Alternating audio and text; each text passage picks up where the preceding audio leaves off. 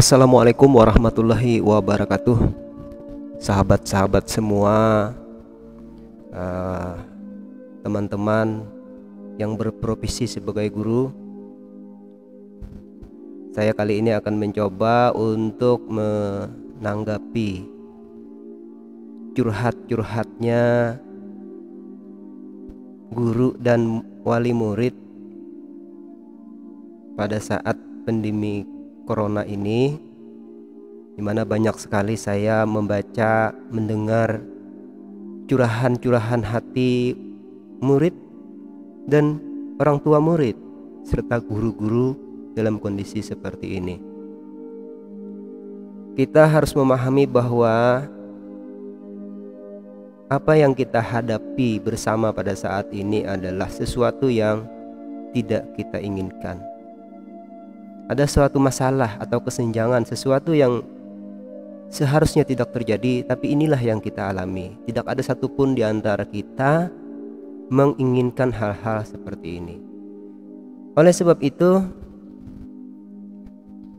kita harus bisa untuk berusaha, selain berdoa, berusaha untuk bersikap profesional dalam menghadapi curahan hati, baik itu curahan hati dari kawan-kawan, sama ya, saya juga guru, maupun curahan hati dari wali murid, sama saya juga wali murid ya, istri saya juga guru dan wali murid. Curahan hati dari para siswa, sama anak saya juga siswa ya. Nah, jadi kita harus menghadapinya dengan hati yang lapang dan saling memahami, tidak ada salah menyalahkan. Contohnya, ini ada yang lagi viral ya, yang lagi viral di sekitar lokasi saya. Curahan hatinya seorang ibu ya, wali murid ya, yang anaknya belajar dari rumah. Coba kita dengarkan sebentar. Halo. Pak, ulun ini sanggup Pak belajar anaknya nggak kada mampu, otak ulunan stres ulunnya sudah. Kenapa, Bu? Ulun ini kada sekolah, dijadikan guru di rumah. Siapa nang menggaji, mana anak, mana gawian. Sabar, Bu. Stres ulunnya naik tekanan, nang kada bisa sampai 200 sampai 200 nak berot montong sudah. Gara-gara belajar kelas 1, nggak bisa membaca, bisa menulis. Diapakan lagi? Sabar, Tempu, sabar. Tolong jangan apa pengertiannya. Nanti apa kebijakan sebagai kepala sekolah pun pian? Insya Allah, Bu. Guru-gurunya segelan, tolong ulun yang memohon nah dari bang ulun saya stok. Gitu. Gila ulun jadinya, jadi umak, jadi guru di rumah. Ulun SD nyakanya ulun guru. Sabar. Tetel ulun Sabar, Bu. Sabar. Nah, tolong pengertiannya aja baik. Guru-guru terhadap guru semuaan guru ayah. Insya Allah, Bu. Insya Allah.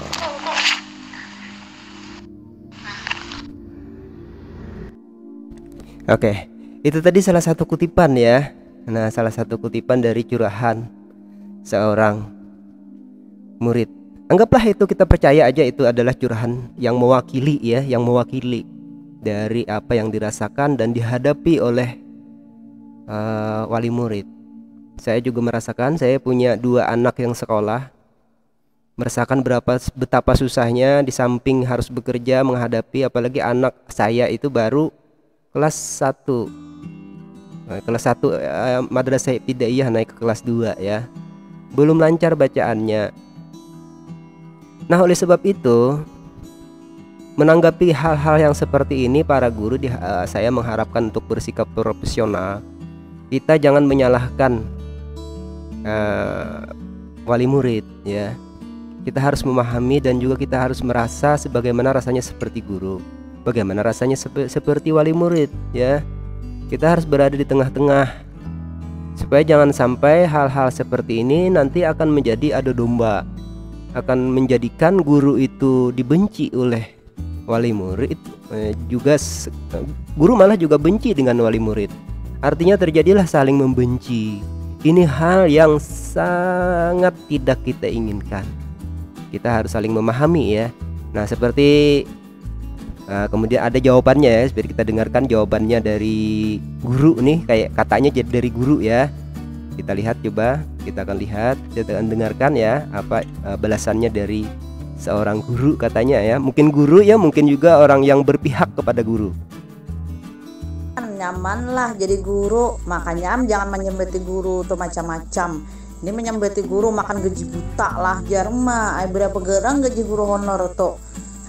Hanya seekong mur anaknya nang jadi murid, apalagi nah kayak kami ini mengajar sudah disambeti nang kada-kada pulang. Merasa tuh kulitannya nyaman lah mendidik anak saurang aja ngalih, apalagi mendidik anak orang nang banyak neto. Tahu tuh hanya rasa umat nang kayak ini pemerintah manuakan, apalagi kami nang mau honor lebih 20 tahun nang ini. Nah itu salah satu tanggapan balasan dari yang mewakili guru ya. Nah kita juga tidak bisa menyalahkan ya, kita tidak bisa menyalahkan apa yang mereka teman-teman guru ungkapkan tadi. Mungkin juga mewakili dari guru ya ini, atau mungkin juga bisa dibuat oleh yang bukan guru. Saya berharap ini bukan dibuat oleh guru ya, karena seorang guru yang profesional pasti tidak akan menanggapi seperti itu. Pasti akan memahami ya, memahami betapa penderitaan seorang wali murid ketika belajar di rumah. Kalau kita memang berpendidikan tinggi dan sanggup mengajari di rumah, tidak apa-apa ya, sambil bekerja, sambil mengajari murid.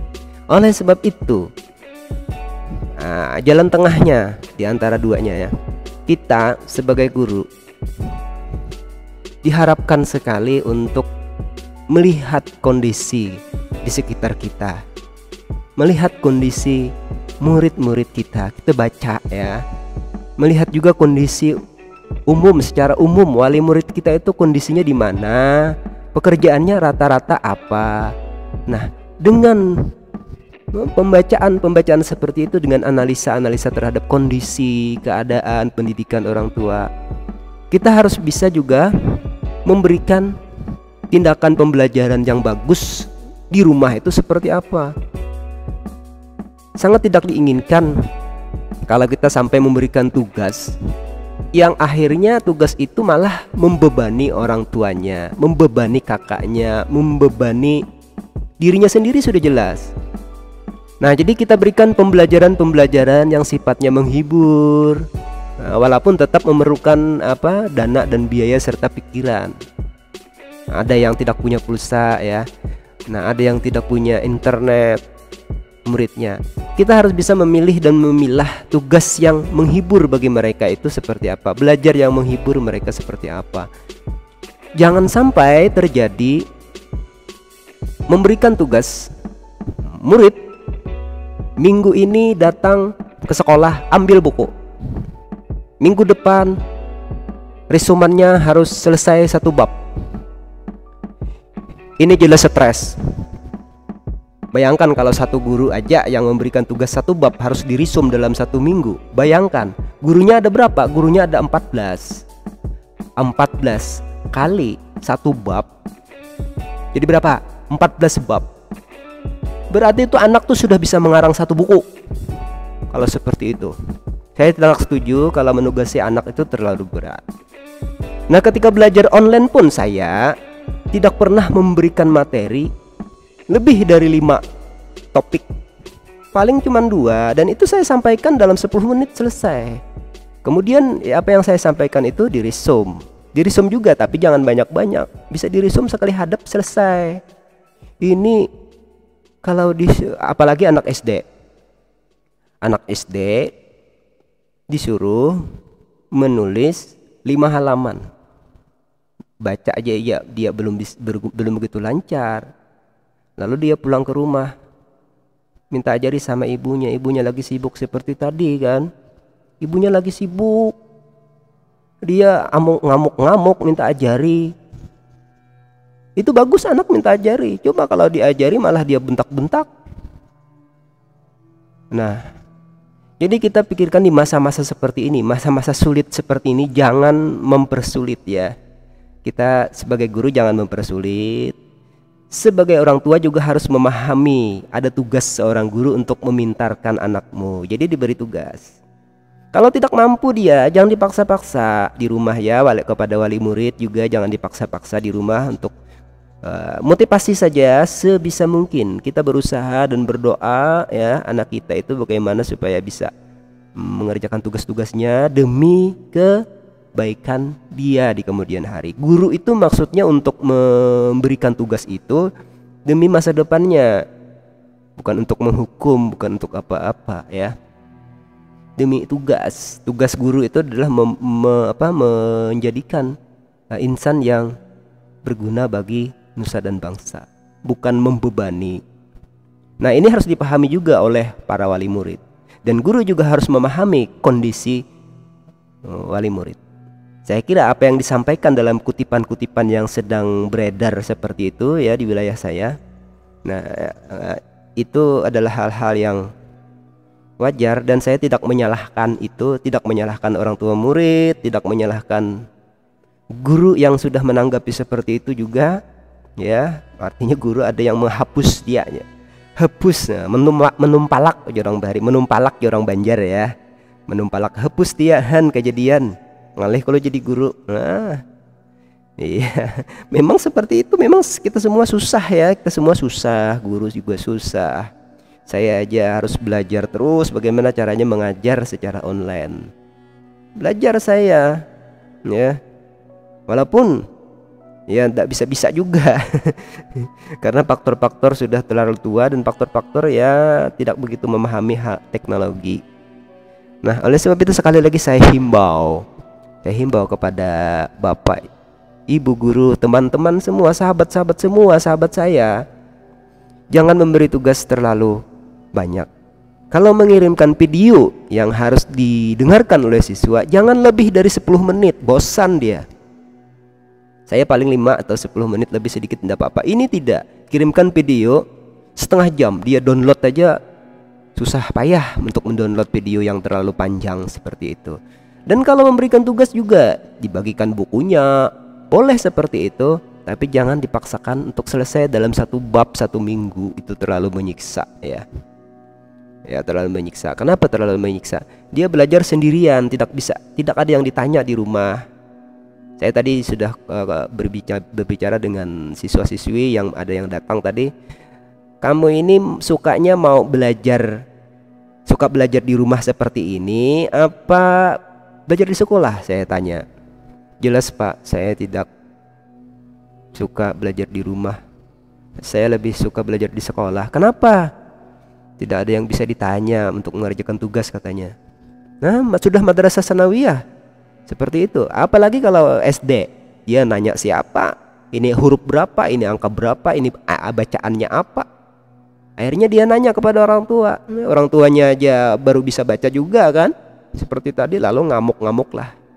Nah, akhirnya siapa yang salah? Tidak ada yang bisa disalahkan. Ini adalah bencana bagi kita. Mudah-mudahan cepat berlalu ya. Jadi kepada semua guru sekali lagi, dan kepada juga para orang tua juga, mudah-mudahan bisa memahami kondisi kita sebagai guru, betapa beban si guru. Kami juga memahami bahwa sebagai orang tua juga mempunyai beban yang berat. Di samping untuk membiayai hidup, membiayai untuk pulsa ya, untuk teknologinya, untuk belajar dari rumah. Bahkan sampai sekarang ada yang ngeluh kepada saya, tidak punya HP, tidak punya pulsa. Bapak tolong kapan Pak belikan saya pulsa untuk anak saya. Ya, saya mau belikan pulsa. Ya gimana ya, susah juga kalau diberikan pulsa yang satu, yang lain minta belikan juga. Akhirnya semua minta belikan sama saya. Memangnya pulsa saya gratis gitu ya, gaji saya buat beli pulsa. Habis sudah. Kita sama-sama punya keperluan, sama-sama punya kebutuhan ya. Nah, jadi harus saling memahami dan dibagi-bagilah mana yang lebih penting lebih dahulu. Itu yang kita dahulukan. Nah, itu yang ingin saya sampaikan untuk kali ini. Mudah-mudahan Bapak Ibu bisa memahami ya, bisa memaklumi apa yang saya sampaikan ini terkait dengan video audio yang beredar di seputaran grup saya ya. Nah, di audio yang merupakan keluhan dari murid ya, dari wali murid dan juga guru ya. Coba kita putar lagi sekali, bisa enggak diputar lagi sekali? Masih bisa ya? Enggak bisa ya? Enggak bisa lagi ya, karena sudah terputus internetnya. Oh bisa ya. Halo. Nah, Pak, ulun kira sanggup Pak melajari anaknya, nggak kena mampu otak ulunan stres ulunan sudah. Kenapa Bu? Ulun kira sekolah dijadikan guru di rumah. Nggih. Siapa nang gaji mana anak mana gawian. Sabar Bu. Stres ulunan naik tekanan nang gaji sampai 200 sampai 200 anak beot montong sudah. Nggih. Gara-gara melajari kelas 1 nggak bisa membaca, bisa menulis. Nggih. Diapakan lagi? Sabar toh Bu, sabar. Tolong jan apa ya pengertiannya? Nggih. Nanti apa kebijakan sebagai kepala sekolah pun pian? Insya Allah Bu. Gurunya segelan, tolong ulun yang memohon nah dari bang ulun saya stok. Nggih Bu. Nggih. Gila ulun jadinya, jadi umak, jadi guru di rumah. Sabar, Ulun Bu. SD jakanya ulun guru. Nggih, sabar. Tetel ulun Nggih, sabar Bu. Nah, Sabar. terima tolong pengertiannya aja Pak. Guru terhadap guru semuaan guru ayah. Nggih, insya Allah Bu, insya Allah. iya. Nah itu ya tadi ya. Nah ini jawaban gurunya, coba kita dengarkan lagi. Nyaman lah jadi guru, makanya jangan menyembeti guru tuh macam-macam. Ini menyembeti guru makan gaji buta lah jarma. Ay berapa gerang gaji guru honor tuh. Hanya seekong anaknya nang jadi murid. Apalagi nah kayak kami ini mengajar sudah disambeti nang kada-kada pulang. Merasa tuh kulitannya nyaman lah mendidik anak seorang aja ngalih. Apalagi mendidik anak orang nang banyak neto. Entahku tuh hanya satu mat nah kayak ini pemerintah manuakan, apalagi kami nang mau honor lebih 20 tahun nang ini. Oke, terima kasih. Mudah-mudahan bisa menjadi inspirasi bagi para guru ya untuk meringankan beban kita bersama dengan cara-cara yang lebih profesional sebagai guru ya. Nah, jadi seperti yang saya sampaikan tadi, jangan terlalu memberi tugas terlalu banyak dan terlalu berat ya. Itu akan menghukum bukan hanya menghukum dia tapi juga akan menghukum keluarga yang ada di rumahnya. Oke, terima kasih. Assalamualaikum warahmatullahi wabarakatuh.